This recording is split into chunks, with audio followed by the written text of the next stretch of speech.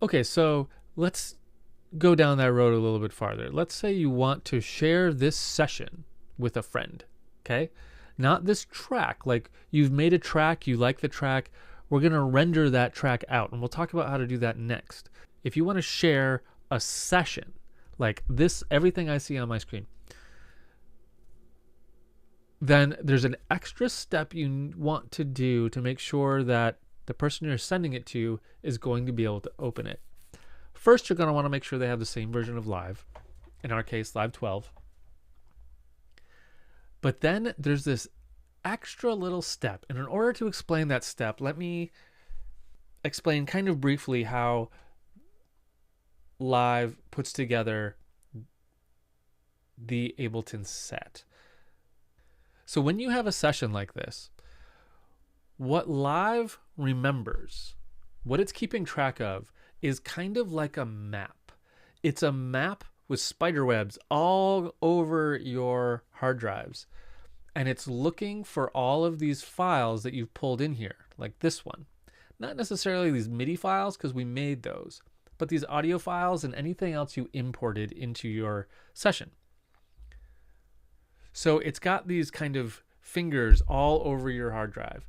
And it doesn't make a copy of these. It just remembers where it is.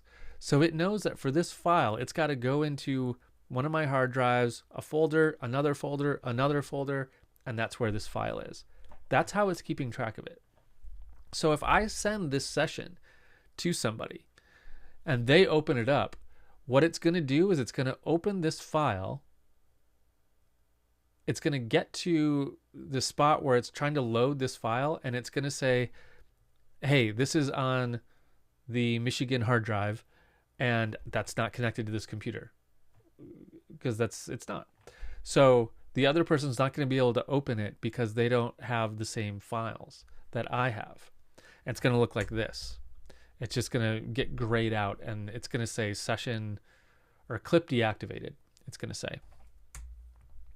So the way we fix that is before we send it to them, we're going to go to File and then Collect All and Save. What this is going to do is it's going to remake that map with all those spider webs going everywhere. And it's just going to take everything we're using and save a copy of it into a folder and pack that all together as our session. So we want to say files from elsewhere. Yes. Files from other projects. Yes. Files from the user library. Probably. Safe to do. Files from factory packs. That you can usually leave off. If you turn that on, it's going to make some of your sessions really, really big if you're using like big libraries. So I tend to leave that off unless I'm sure that I need it. And then you say okay, and it's going to take a second to think. And then you can save that session, and it'll make a folder that goes along with your session that'll have everything you need. So then if you want to send that to someone, send that whole folder. That's what they need to be able to open it. Okay, last thing, let's talk about rendering out your track when it's done.